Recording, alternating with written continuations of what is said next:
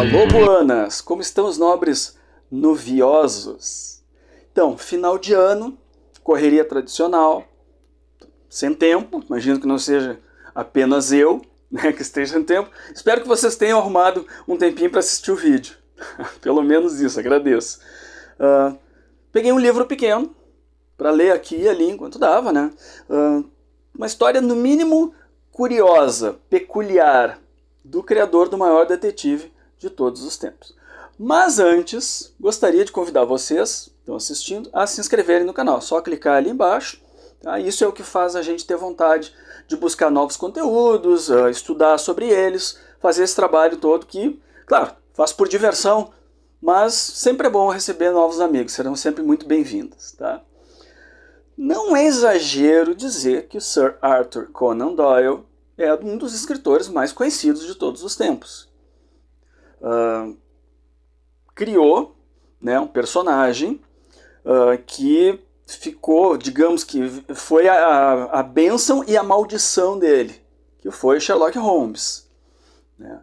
E ele, daqui e ali, ele dava suas escapadelas também para outros gêneros. Ele gostava muito do romance histórico. Ele chegou a escrever livro sobre o medievo, né? Algumas histórias assim de outros períodos.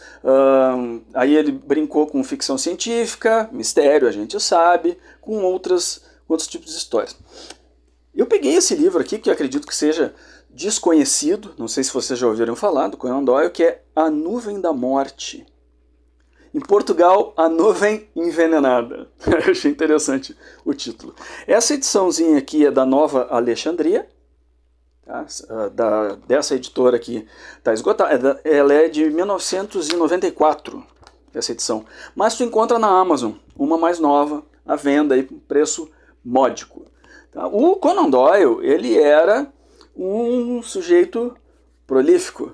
Tá? Escreveu 300 obras de ficção, 24, entre elas 24 novelas, em 1.200 outras peças. Olha que loucura, o cara não parava, né? Que aí a gente tem ensaios, tem artigos, tem até poemas do Conan Doyle. E a gente conhece tão pouco da obra desse cara, que foi uma grande celebridade do tempo dele. Tá? Tanto que foi consagrado cavaleiro do Império Britânico. Tá? E ele tinha um outro personagem, fora o Sherlock, que ele, depois de um tempo, enjoou total, não aguentava, mas era o que pediam. Mais Sherlock, mais Sherlock, mais Sherlock. E isso pagava bem as contas dele.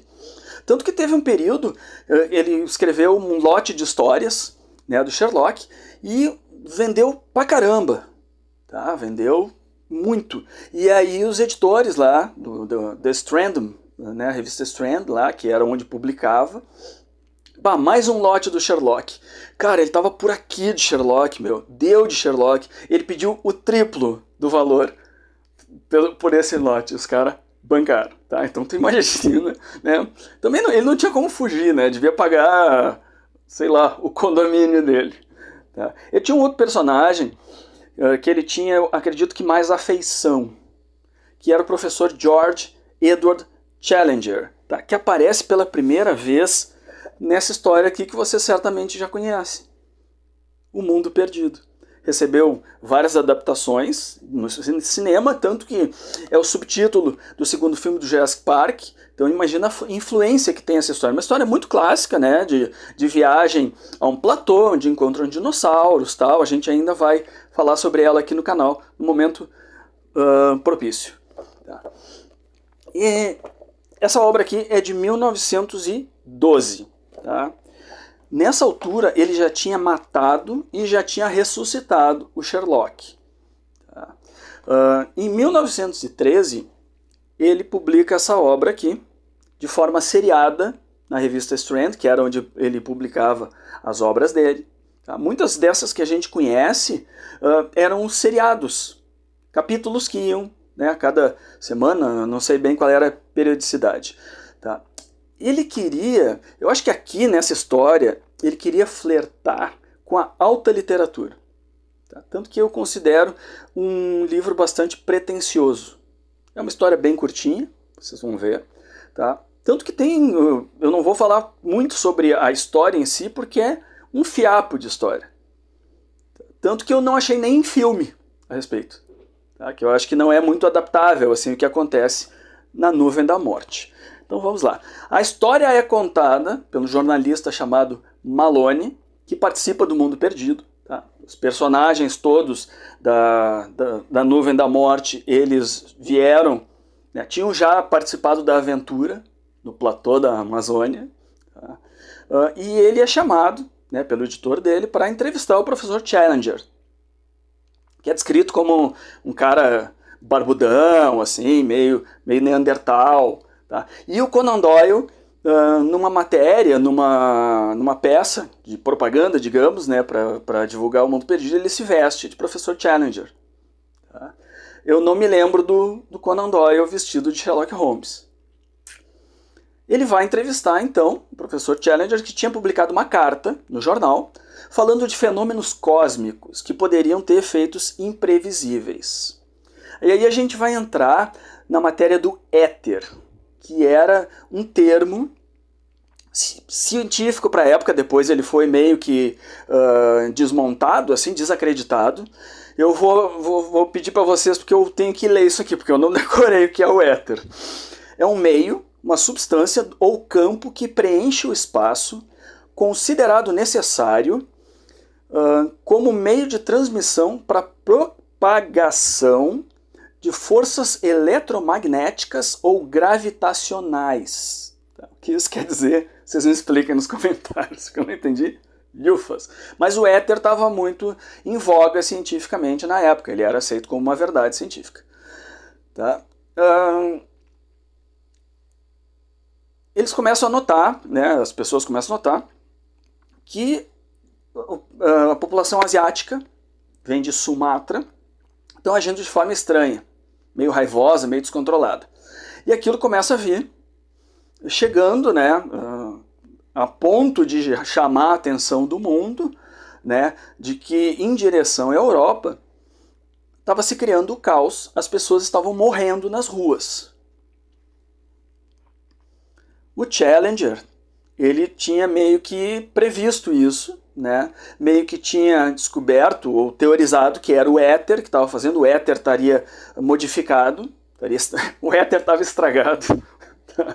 E as pessoas então primeiro tinham algumas vertigens e piravam tal, e finalmente, pum, caíam mortas. Então o que ele faz? O plano dele é o seguinte, ele junta a mulher dele, a esposa, ele junta o Malone, né, o repórter, o professor Summerlee e o Lord John Roxton, que estão no Mundo Perdido. E eles se fecham numa sala da casa dele, uma sala hermeticamente fechada, com tubos de oxigênio, para tentar sobreviver o máximo de tempo possível, não se infectarem, assim, sabe aquela coisa? Porque tem uma nuvem, né, da morte chegando. Então o que tu faz? Tu te sela e tu tenta respirar pelo máximo. Tem, parece 5 tubos de oxigênio que garantem 3 dias, algo assim. Talvez eu esteja errado. O que é interessante é o seguinte, tem 2 criadas. E vocês acham que as criadas são convidadas a entrar na sala?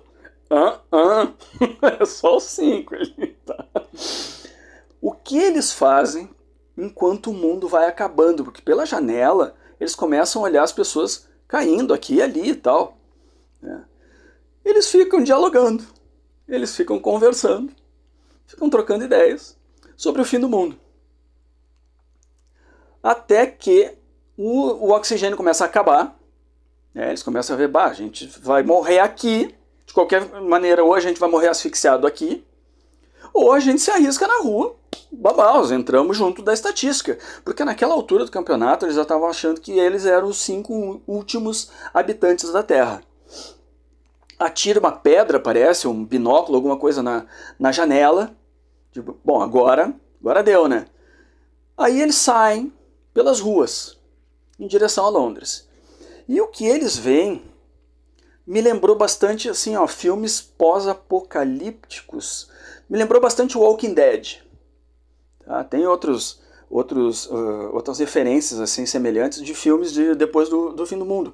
Uma coisa que me chamou a atenção também é que eles, em direção a Londres, eles estão, parece que numa carruagem. Não, eles conseguem pegar um carro, um deles dirige, E eles estão passando pela estrada e a estrada está apinhada de carros. Tem uma cena do Walking Dead que é exatamente isso, uma tomada dos carros tudo parado, assim, trancando o trânsito. O carro já tinha sido inventado nessa época, 1913. O Conan Doyle, ele viveu da década de 1860 até 1930. Então ele pegou muita evolução tecnológica no meio do caminho. As histórias do Sherlock, ele pegava carruagens para andar por Londres. Nessa aí, eles vão de carro. Tá? Então é uma coisa bem... Né, um cara que viveu um pouco de 2 séculos diferentes. Tem outra coisa interessante que me lembrou o filme Madrugada dos Mortos. Quem vai se lembrar do Romero, depois tem uma refilmagem do Snyder, eu acho, né? Em que os sobreviventes, né, um grupo sobrevivente do ataque zumbi, eles se refugiam no shopping. E aí tem aquele sonho inicial que todos nós já tivemos, né? Imagina tu ter tudo à tua disposição. Então em algum momento o Challenger, o pessoal fala, cara, a gente tem tudo do mundo à nossa disposição e não tem onde usar. Né? O que a gente vai fazer da nossa vida? Outra coisa interessante, as pessoas que estão mortas, elas exibem sorrisos. O que isso me lembrou? Um gás e um sorriso? Nosso amigo, o Joker, o palhaço, o Coringa, também tem essa característica. Eu não sei se... Acho que não tem ligação nenhuma entre as coisas, tá? É uma história muito fatalista. Porque tudo está se encaminhando realmente. O mundo acabou. Sobraram os 5, o mundo acabou, tá todo mundo morto e tal. Só que aí, gente, tudo não passou de um sonho. Aquela velha história, né? Fomos enganados. Tem um plot twist. As pessoas começam a acordar do nada. Começam a se levantar, começam a acordar uma aqui, outra ali e tal. Elas estavam apenas no estado cataléptico. Estavam, como é que eu vou dizer, narcosadas, é essa a palavra. Estavam dormindo. Simplesmente estavam dormindo. E aí começa a acordar todo mundo. Tá? Eu acho, e essa parte foi bem decepcionante, porque eu achei que o Conan Doyle não teve coragem de ir até o fim na premissa dele, que eu acho que teria sido bem legal, não invalidaria as outras obras dele. Outra coisa que me lembrou, aí olha só, tu mistura, esse aqui a gente já falou no canal, tá? Eu vou botar no final, ali no card, no final. Essa aqui é uma obra do Érico Veríssimo, Viagem à Aurora do Mundo, em que também um grupo de pessoas, cientistas e leigos, né, pessoas que não são cientistas, se refugiam numa casa e lá eles têm contatos com dinossauros. Olha, arrisco dizer que nesse caso o Érico leu Conan Doyle, tá? Porque é meio que a junção das duas histórias, assim. O Challenger voltaria em outra história, né? Em algumas outras histórias. Tem uma que é The Land of Mist. E essa história do Challenger tem ligação com o espiritualismo, que é uma filosofia, digamos, né? Que leva em conta, né, considera possível a comunicação entre os vivos e os falecidos. O Conan Doyle, depois de um tempo, ele começou a se interessar pelo assunto.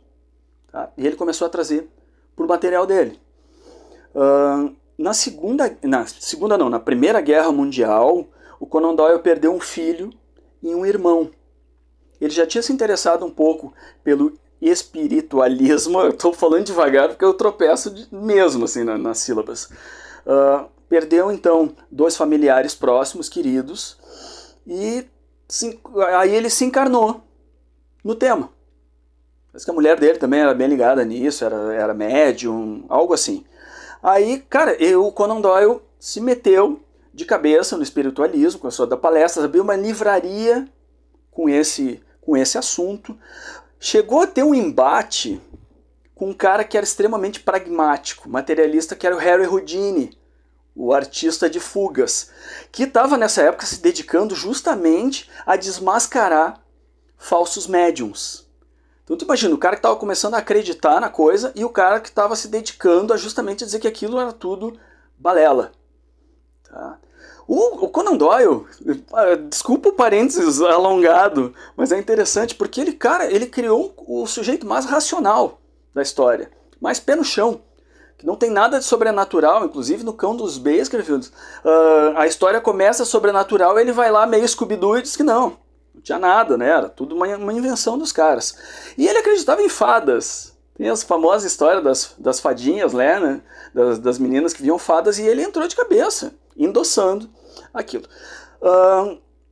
Hoje em dia, né, essa coisa da comunicação dos vivos e os mortos, né, da forma como era feita, assim, né, as cerimônias, assim, os encontros, me lembra o jogo do copo. Só para situar assim, a gente, mais ou menos, o que a gente está falando. Essa história recebeu acusação de plágio, tá? Porque seria semelhante a uma história francesa, tal. Mas aí o editor do Conan Doyle conseguiu provar que o manuscrito já estava pronto 6 meses antes. Tá? Então, assim, essa foi a Nuvem da Morte, uma história extremamente estranha, eu achei, na forma de contar, fraca, tá? E uma vã tentativa do Conan Doyle se descolar do personagem dele e tentar outras formas de literatura. Tá? Então, assim, vou terminar com uma frasezinha que eu achei legal do livro, quando eles decidem que eles vão se arriscar na rua. Você não acha que há mais dignidade em dar um pulo do que esperar ser empurrado? Até logo mais, buenas!